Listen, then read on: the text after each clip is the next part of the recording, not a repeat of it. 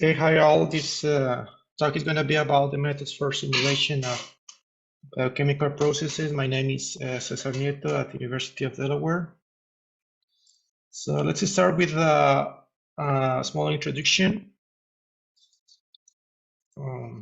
So in the lab, you can see the image of a bacteria with different colors. Essentially, the intensity of each color represents the amount of protein that cells has. Like after the discovery of the fluorescent protein, they found like there's a way to attach the fluorescence to the production of other kind of proteins. So the intensity or the level of brightness of this protein in each of the bacteria represents the amount of protein. So the brighter, the more protein is in each cell. So what's a kind of very like surprising for the researchers who found this, because they expect like in alive organisms the concentration of the proteins has to be like very precisely in very precise levels, but finding this such a high heterogeneity start like a new field about how the noise affects of what are the causes of this noise in this case bacteria. So the main aim for this kind of seasons is to model the heterogeneity in different aspects of different properties of the cells.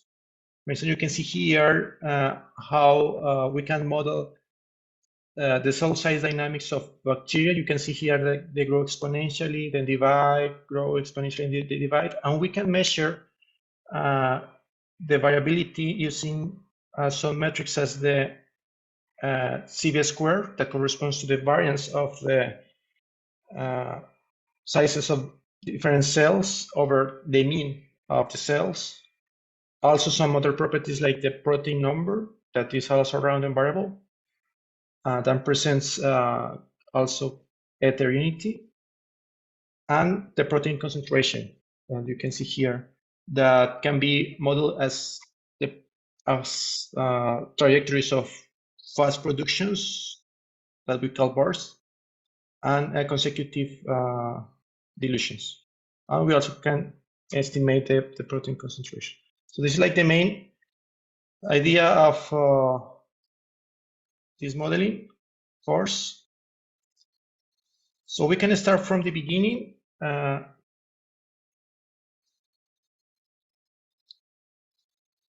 So let's start with a single step process. Can you see one? Okay. So the single step process is the simplest stochastic process, consists on two states, and you can like interpret each step or each state as two processes. For instance, 0 corresponds to the state where there's no molecule, and 1 is the state when you produce a molecule. So the entire process consists on the production of one molecule.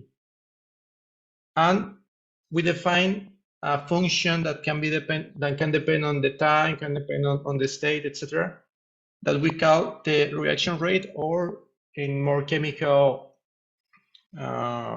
language, the propensity function. So this gives you how fast is this reaction.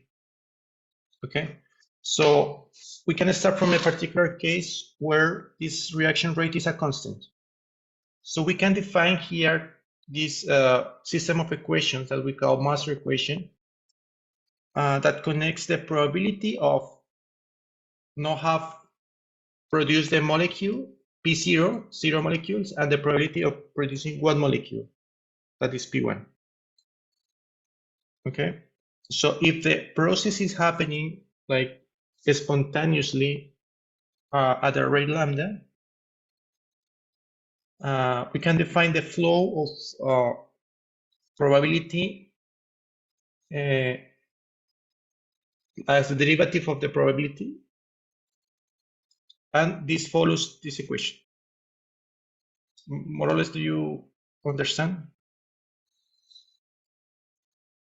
So here, the probability P0 is multiplied by lambda, and it's negative because there's probability coming from P0 to P1. So it's negative because this probability is abandoning the state 0. And the same rate is flowing to P1, and it's positive because it's entering to P1. Okay, so this system can be solved easily, and this is the solution. The probability of no reaction as a function of time, and the probability of reaction as a function of time. Yeah, and stochastic, like if you see stochastic trajectories, you see something like this. So you start from 0 always, and you see that this process is happening at the random times. So this is like multiple trajectories of the same process, and we can see like there's this stochasticity in the time to reach the target or to produce the molecule.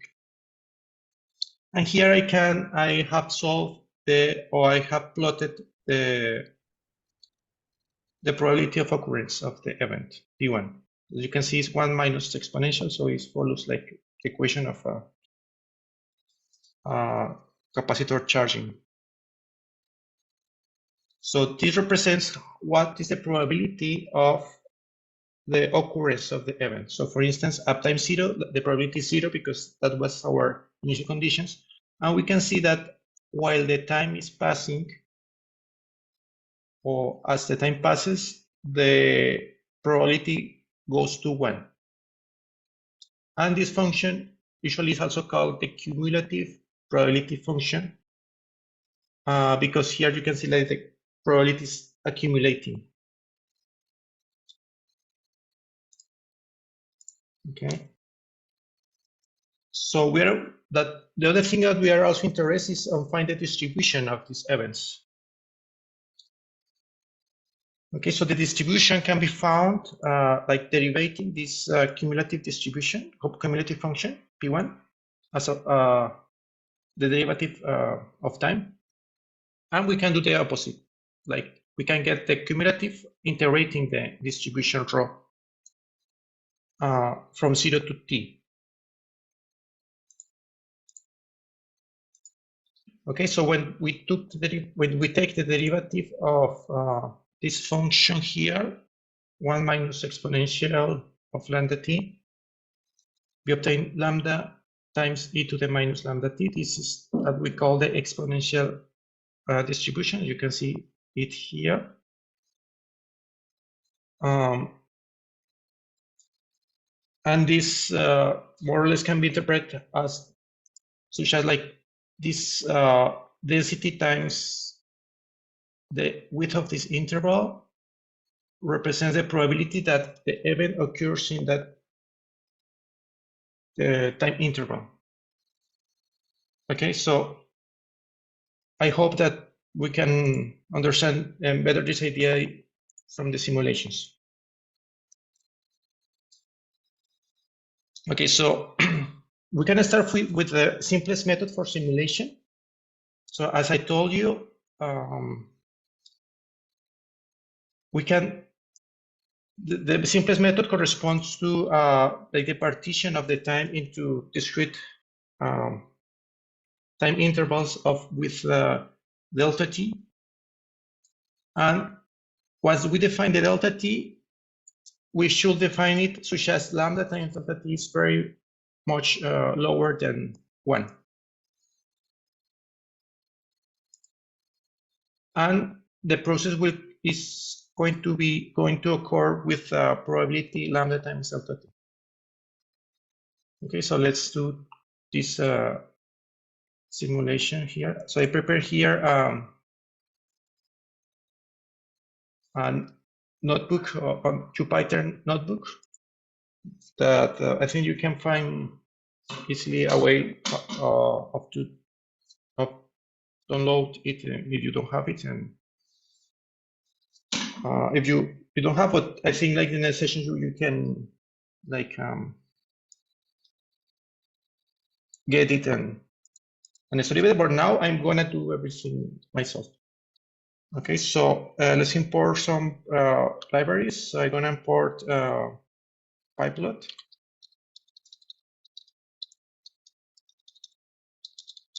SPLT,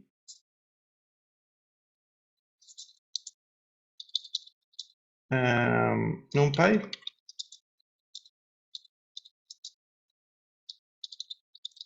and pandas.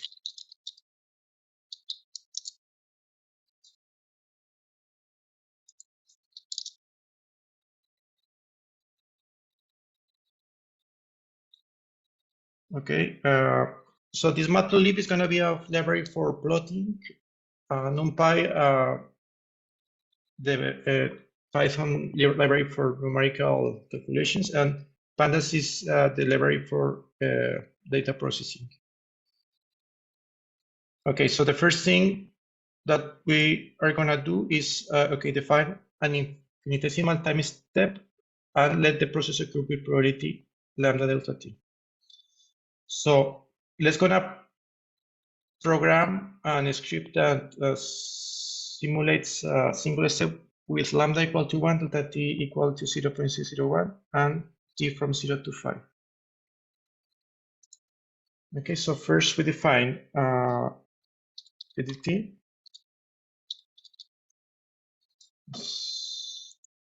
So, okay. The time is gonna start from 0 to 5. And I'm gonna start with the x that represents the state from 0. And I'm gonna program from 0 to 5. So I do a loop while can be t is less than t max. So I can do, I need to gather the data. So one way that I can do is like make an array and start like to put each data point in the array. So let's do it. Let's call the array of x as array with the first element is going to be 0 because the state is 0, and an array of time with the first time that is also 0. So while t is less than t max, the event is going to occur with probability lambda times delta t. Do you know how to get a number with probability or to send numbers with this probability?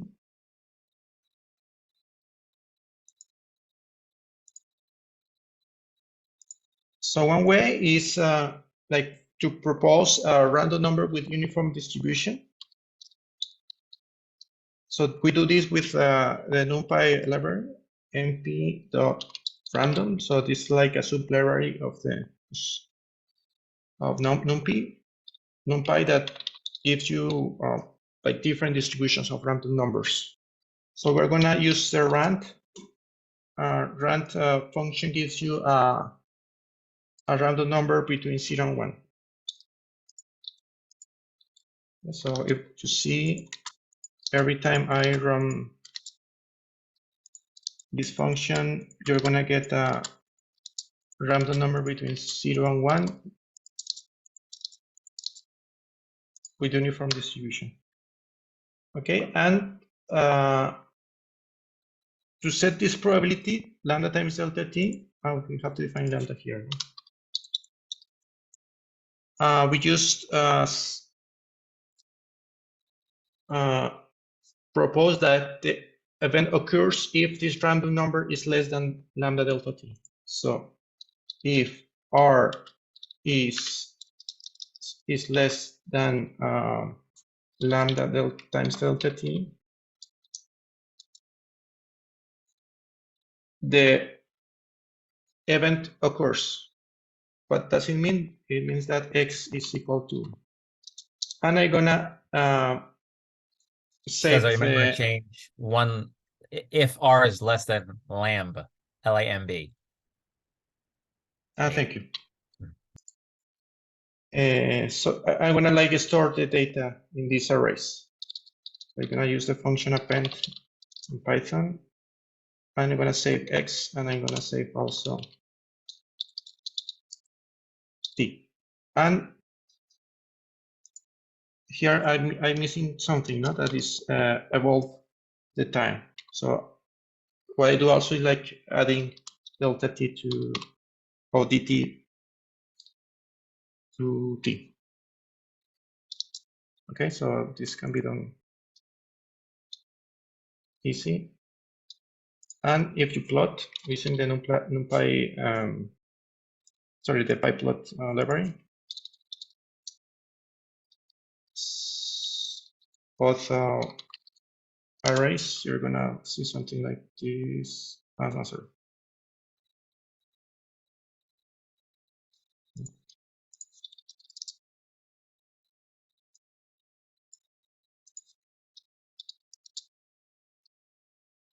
It's the opposite, sorry. So this is okay. Okay, so you see, like in this case, the event occurred are approximately an 1.4 or something like that. And this is like our first stochastic process. Okay. Now we can do the same for 1,000 cells and save the data in a data frame of pandas and plot the first term trajectories. Okay, so this is easy for one, but what do we do for 1,000 cells?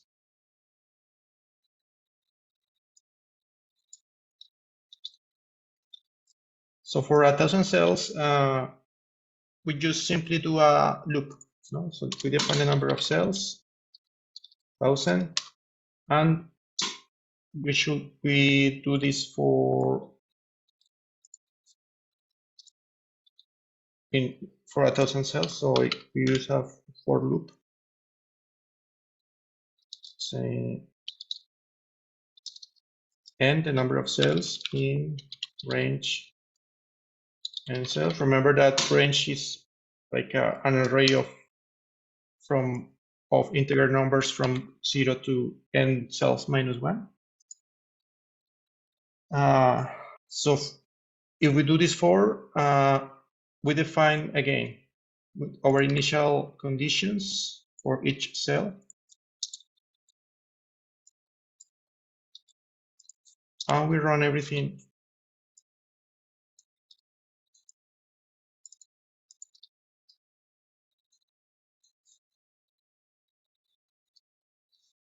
For each cell.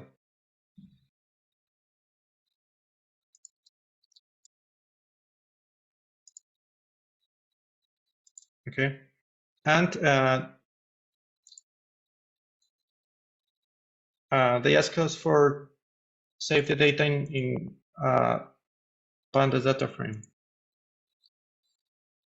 So there are many ways to do it.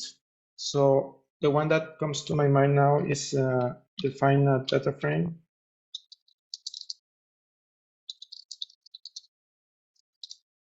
And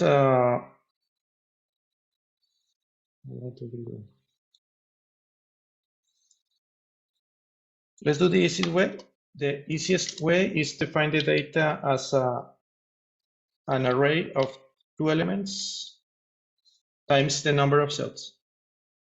And every time save the data in an array using this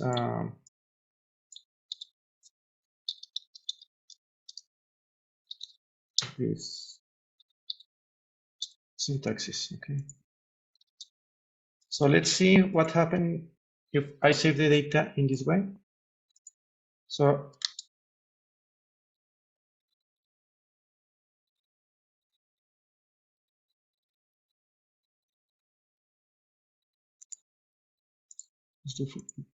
the cells 100. Okay, and if we see the data array, you see like this is an array of n cells times 2. Okay, so we want to convert this into a data frame, and with the, what we do is define our data frame. Okay, you can see this is the data frame that corresponds to a pandas variable or pandas class that gives in one column the time and in the other column the state.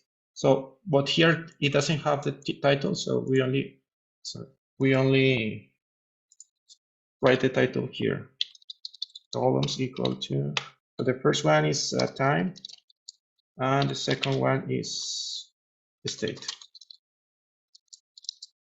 Okay, now we have time and state. Okay, but there's something missing now. What do you think is missing? So here we have 500,000 like columns, rows. But we didn't say what is the cell, what each data or pair of data correspond to which cell. So we can like add also the cell here in the left. Adding, we can add the column cell in this data frame. Okay, so this is the time and state for cell 0, and this is the time and state for cell 99. This is the cell 100. Okay, so you can see that this data frame goes from 0 to 5 in time. Okay, we can call this data frame as df, I don't know. Okay, so I did the first and the second and plot the first 10 trajectories. Okay, so from this data frame, we can like use different functions. For instance, to check what are the cells that we have, we can use dfcells.unique. Unique represents like the cells that without repetitions, without repeating. Sorry, cell. So you have 0 to 100. Okay. So this is an array, and we can use this array as an array for two iterations. Yes, so let's do this with 1,000 while I explain what to do. So for plotting, we do a for loop in this array for cells in the F cell unique. So we need only the first 10. So I'm going to choose only the first 10 elements of this array, and we can do this using column 10. If you want, for instance, elements from the 3rd to the 10, you do this. If you want to use the elements from 10 to the last one, you do this. Yeah, but in this case, I'm going to use only the elements from 0 to 10. So I do this. And with this data frame, I can select the elements corresponding only, for instance, to a given cell. Using df such as df, let's say cell is equal 0. Let's say the first cell. So here you only have the data points of the cell 0. If you want to do this, let's say with cell 10, same. You only change here this condition, and you have the state of the cell time. Okay, so we can use this and call the data frame df cell and plot the trajectory.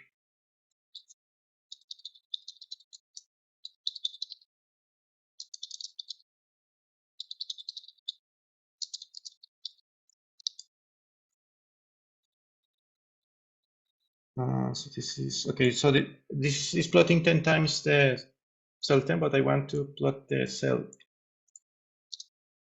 from 0 to 10. Okay, so here this cell is iterating over this array. Yes, you can see that this array is this 0, 1, 2, 3, 9. Okay, so each of these is a particular sample of stochastic trajectories, as you can see here. We can go to 100. It's going to take a little more time, but you have the 100 trajectories here. Okay, but we are interested in the first 10. You can do also from 10 to 20. You have another sample for from 110 to 120, and so on.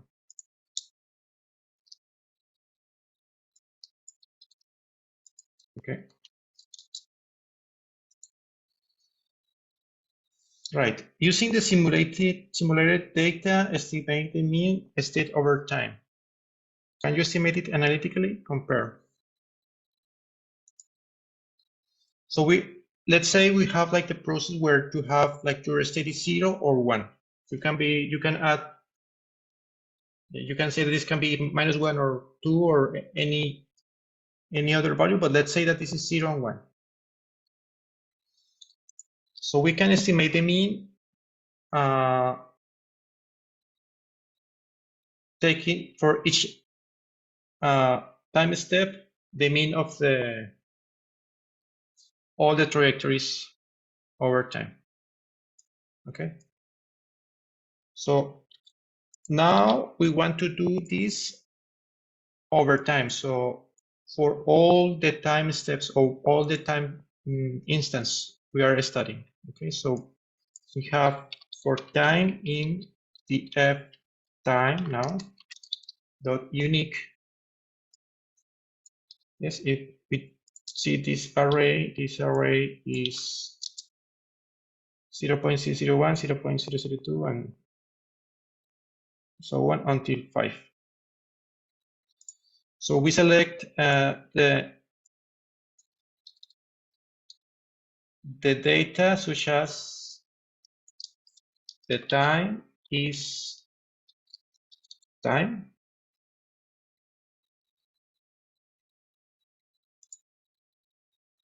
Okay. For instance, what do I get if I have this? So I get all the cells at time 001, 0001, and their particular state.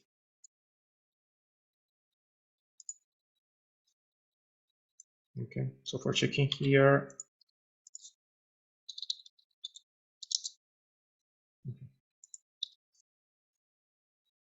so I can get the mean of all of the states of all the cells for this time. For instance, also I can do this for 5.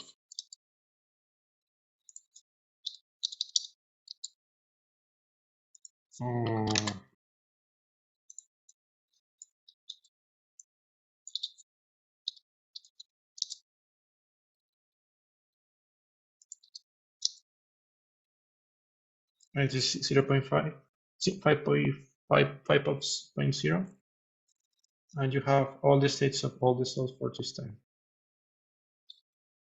Okay, so I can take the mean and I can store it in an array.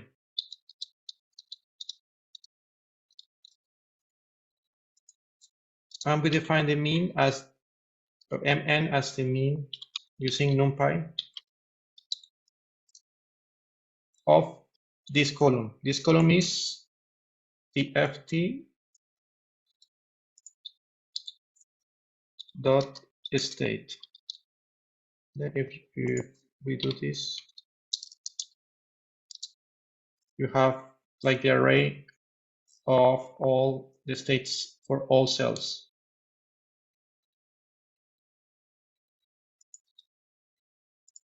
And we save the mean in the mean array.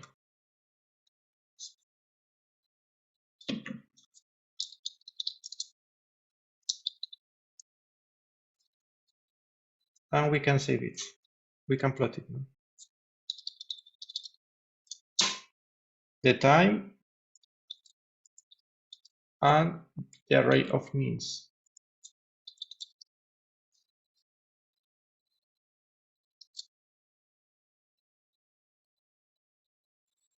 Okay, so this corresponds to 1,000 of points.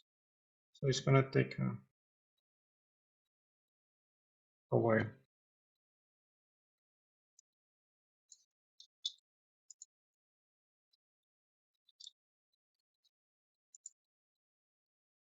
Okay, can we estimate this value analytically?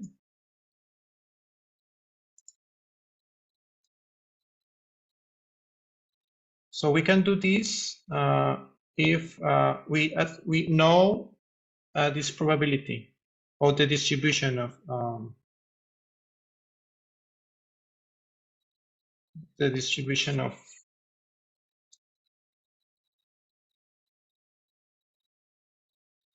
of states. So we have here this is the probability of being in the state 0, and this is the probability of being in the state 1.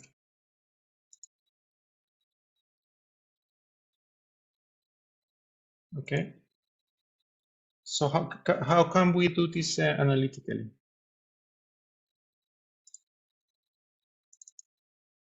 Okay, so we know that the expected value of one variable, the expected value, we use the bracket notation, is there are different ways to do. One is from the data, that is essentially taking each data point, sum them up, and divide by the number of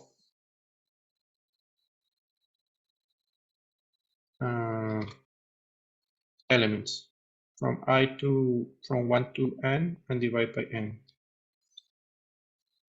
Analytically, we can do this using the distribution.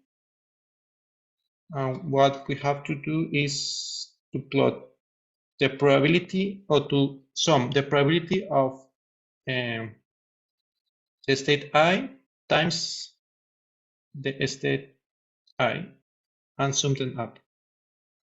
Yeah. In this case, for instance, if we know that P0 is e to the minus lambda t, and P1 is 1 minus e to the minus lambda t, the expected value is simply 0, that is xi or x0, times P0 plus 1 times P1. So this is also 0, everything times 0 is 0, and we only have 1 times P1 is P1, so it's going to be 1 minus e to the minus lambda t. Okay, so this is the one I expect to obtain. This is the analytical formula.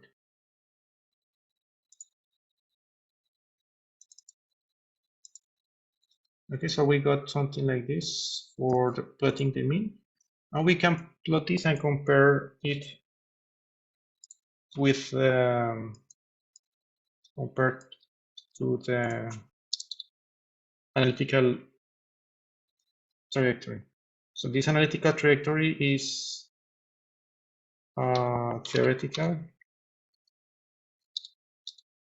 is lambda times,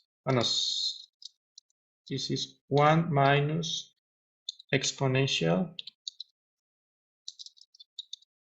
of minus lambda times the time. So the time, you can take the time as this.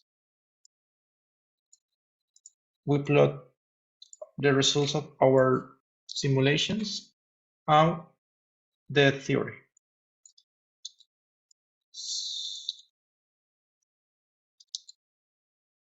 Okay, so you see here the matching. So we use the labels.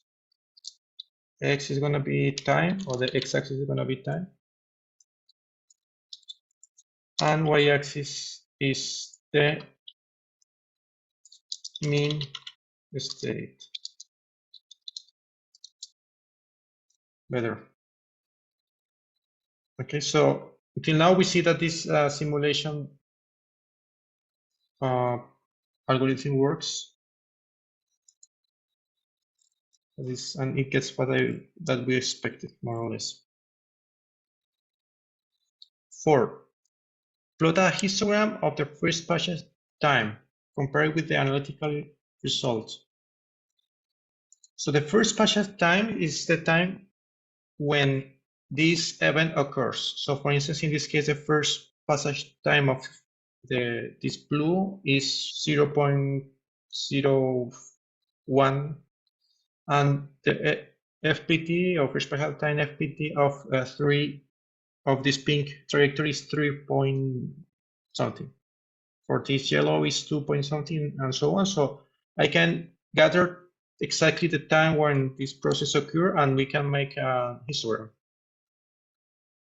So how can we do it? So we can like use this script, like the script for simulation, and instead of storing all the data points, check do this iteration while x is less than 1, or less than our threshold. Okay, so we simulate, and when this process occurs, the x is now 1. So we have like reached the target, or past the threshold. So we save the data of the cell and the time of reaching this goal. Okay, so we can do this for 10 cells, like for checking. And we have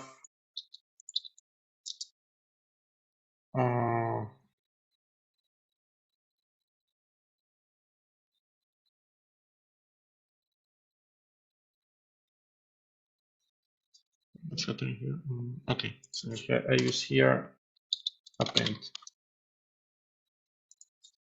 So append is a function that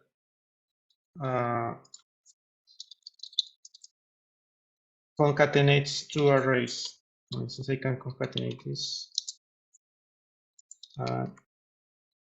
After concatenating this array, we have the previous value and the new array concatenated to the original one, data array. So I'm concatenating here this pair of data. So if we do this again, we have this. So this corresponds to the sorry. So I do this after doing the while, no inside the while. Remember that in Python, the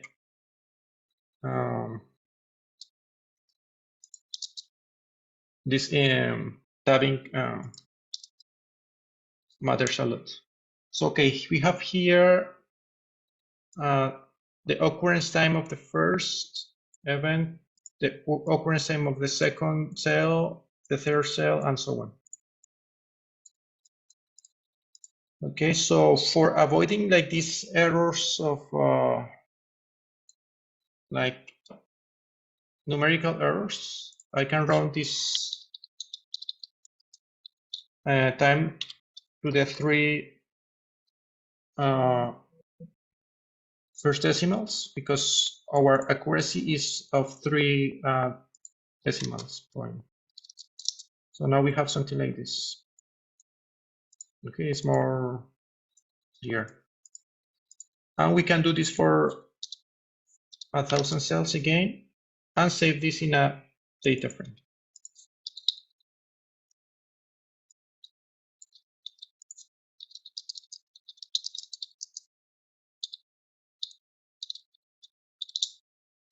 So the first is going to be the cell, and the second is going to be the time.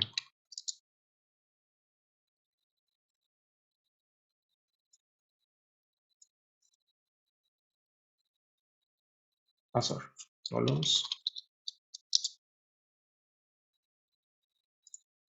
And if you see, the DF is now an array where the first column is cells and the second column is the time where the event occurred. And we can do an histogram, or can make an histogram. If I'm right, of the time. Something like this. And it gives us the distribution of occurrence times. And I can, for instance, make more beans like this. Okay, 30, I think is fine. And what did we expect from theory? What's the analytical result? The analytical result is this exponential distribution that has this formula. Okay, we can also plot.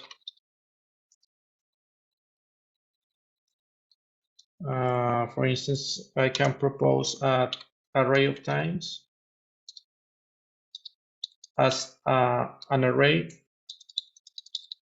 from 0 to 9 and 1,000 of, let's say 100 or 500 elements. Yeah, if you see this goes from 0 to 9, and in total it has 500 elements, and it calculates exactly the delta t, and this delta t is the same for all the elements. And I can plot the t array and our distribution. So the distribution is going to be lambda times num exponential of minus lambda times the time, and the time is in t array.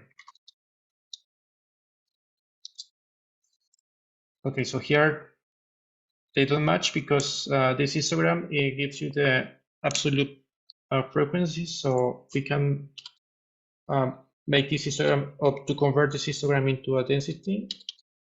If I write this. Yes. So with the variable density equal true, I make the histogram to match the distribution, such as the area of this integral in the blue area is 1. And the same happens to this density here, that the integral under this function is also 1.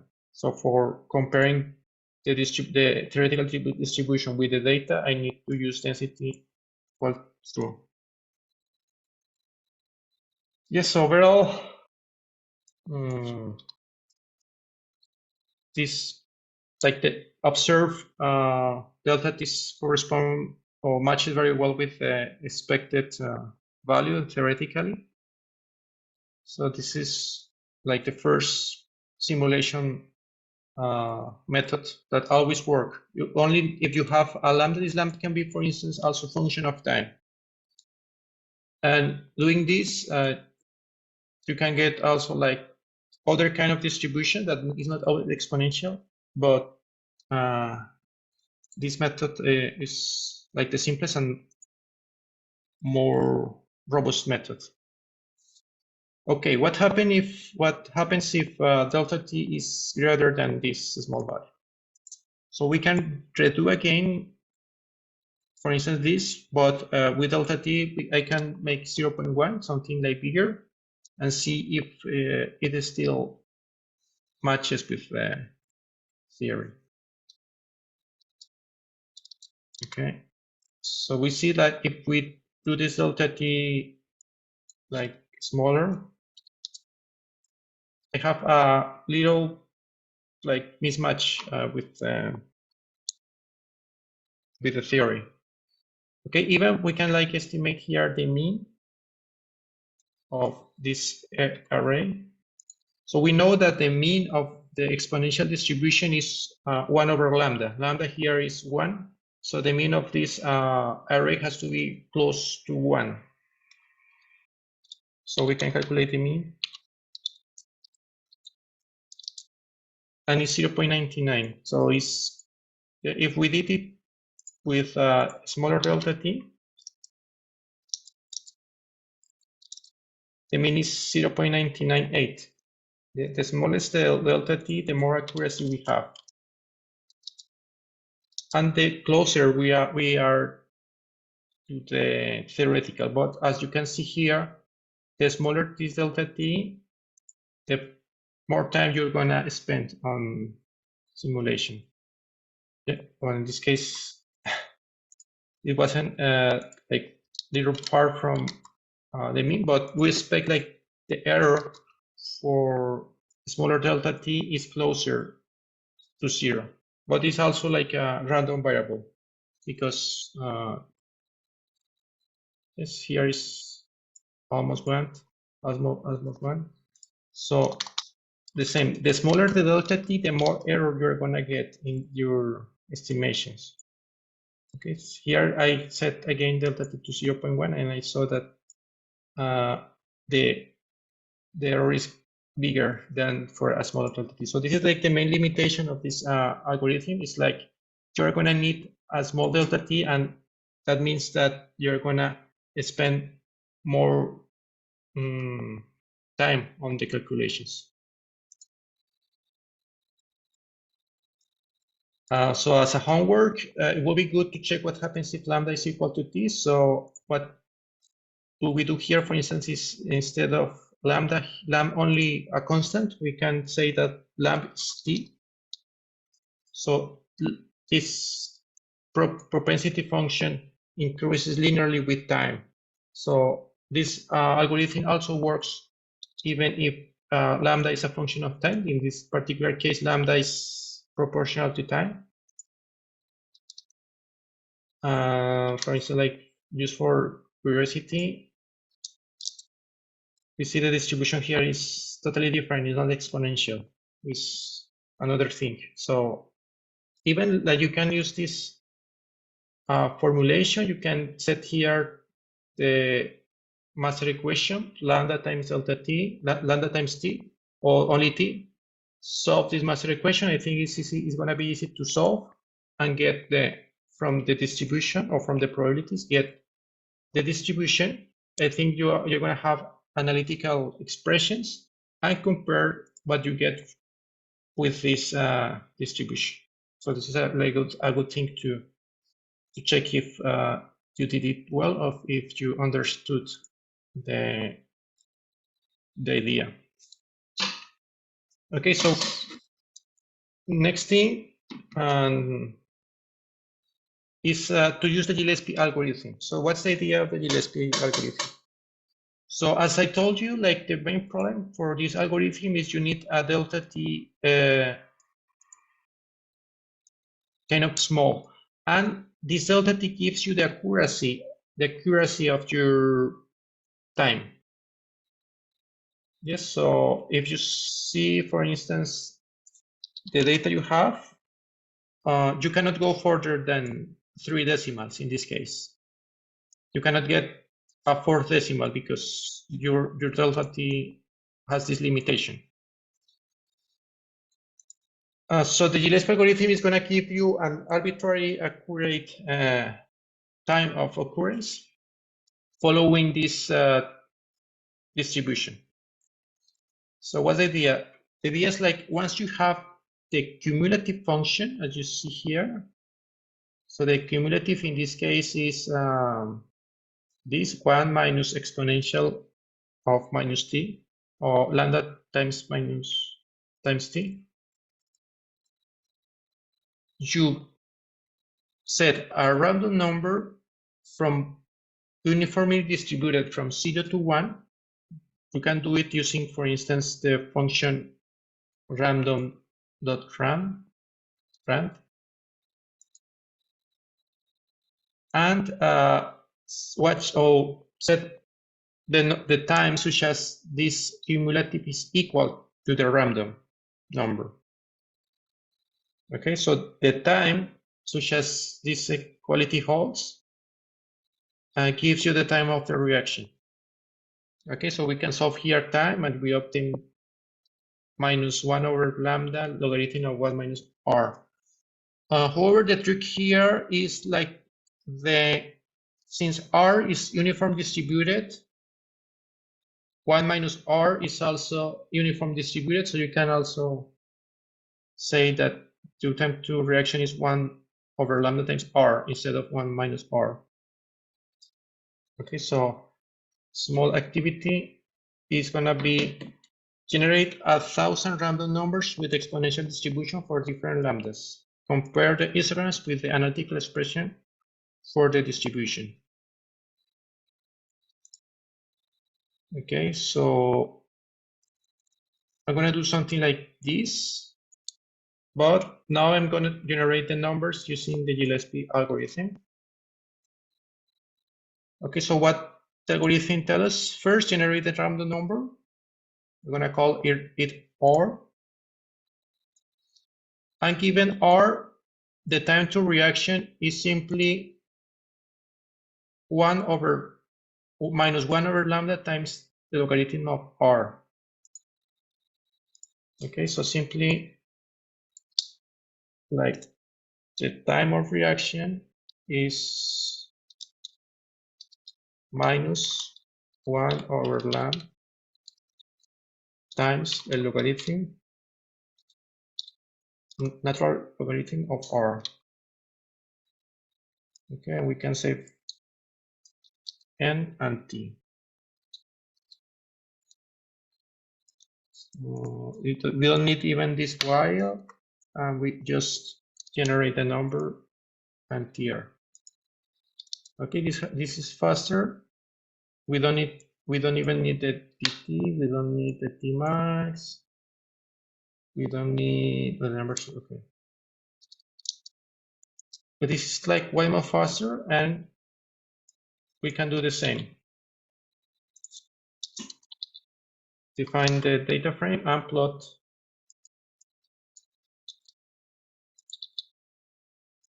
the data frame and compare it with the analytical result.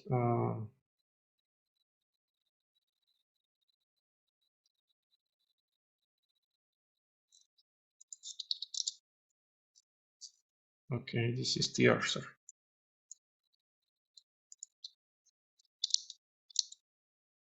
And you have something like this. We can do further.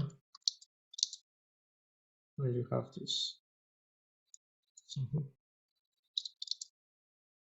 You can go, as you see, like this algorithm is way more faster than this delta t. You can obtain 100,000 without any problem. And you see, like the distribution matches very well with the theory. Okay, but let's keep working on with 1,000. With 1,000 is kind of different because you have less amount of data points, but this algorithm lets you to work with a bigger amount of statistical points. Okay, what happens if we use these arbitrary lambdas? Okay, so let's see what happens. What happens if lambda is 15?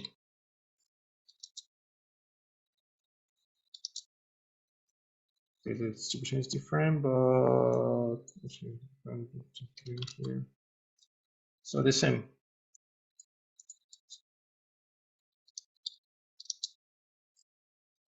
Something like this. And go with higher amount of numbers. Of something like this. 32, we expect something similar. It's also exponential, and given lambda, this can give you any exponential distribution. As a homework, what happens if the propensity is equal to t? So this is kind of tricky because like the cumulative is going to be different. It's not 1 minus e to the minus lambda t, but you have to integrate this master equation. For instance, here you can take advantage that P0 is 1 minus P1, and you can solve like the linear system. You know, like this, the following. We're going to have TP1 minus TP equal to lambda P0, but P0, given like the probability is conserved, is 1 minus P1. You have that this is lambda for 1 minus P1 overall. And you can solve the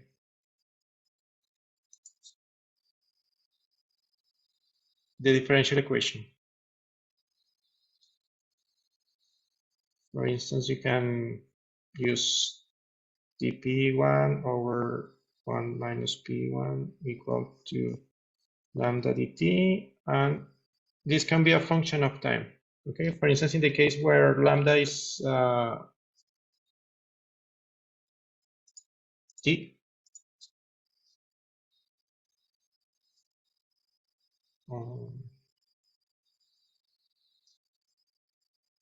you can integrate these guys and check what this function gives you.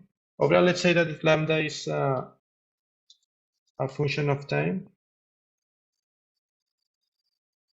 you integrate, the guy on the left is going to give you minus logarithm of 1 minus p1 is equal to the integral to the of lambda of t times dt. Let's use prime here. And you kind of like solve for p1.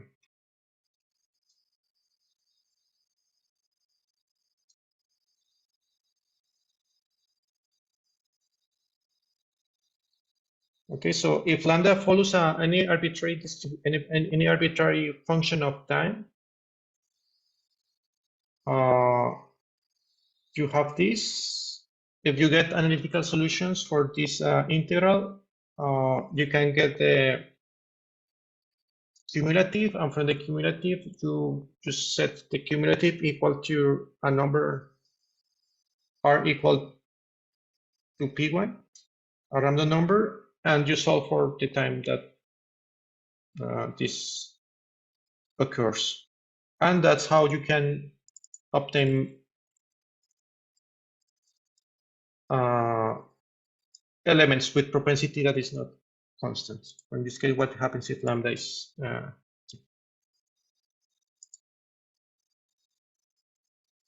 okay? Are we fine of time? Yeah.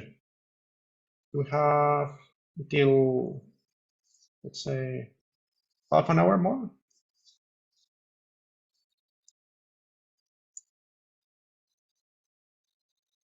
Oh, no. Okay, let's do this quick. The final part of the talk. Okay, now we have a problem here. Like with this Gillespie, I cannot get trajectories as this. So this is like the main problem here. Like for Gillespie, you can obtain accurately these times where the process occurs, but we don't know exactly how to obtain these trajectories.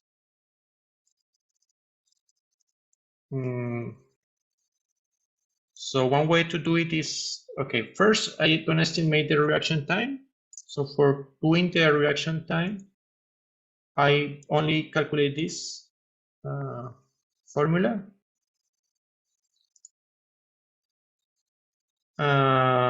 Define the data acquisition frequency, delta t. So I'm gonna acquire data every delta t. This delta t can be, doesn't have to be 0.001, but can be 0.01 or 0.1, depending on the level. It depends on the level of accuracy that I want for my plot.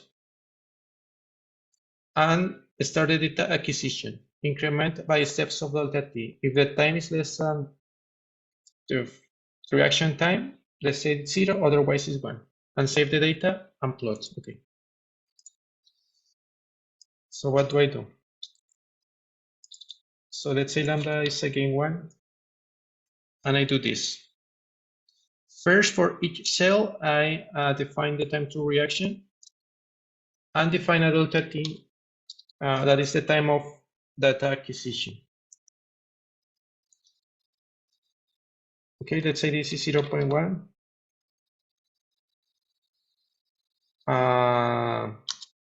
For t in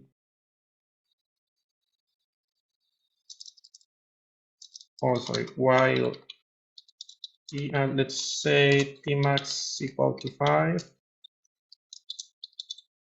and save the date.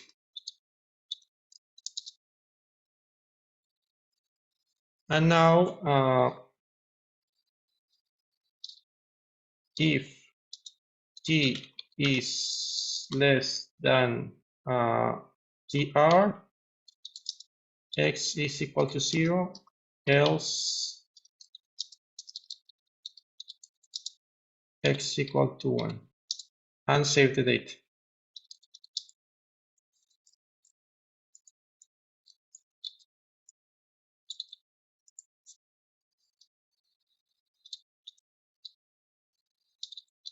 And we have also like to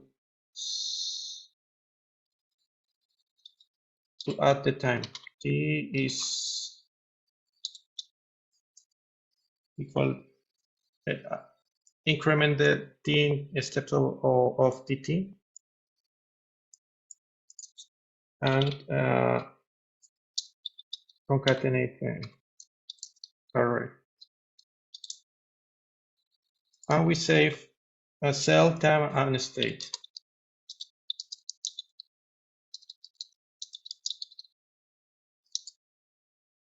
And if we see this,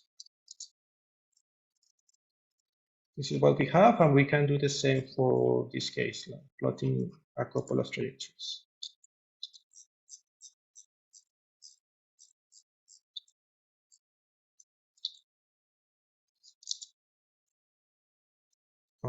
To the velocity here. This was x. Yes, so here like the accuracy is 0.1, but we can go for not as far as the other case, 0.01. And like get similar data with less time.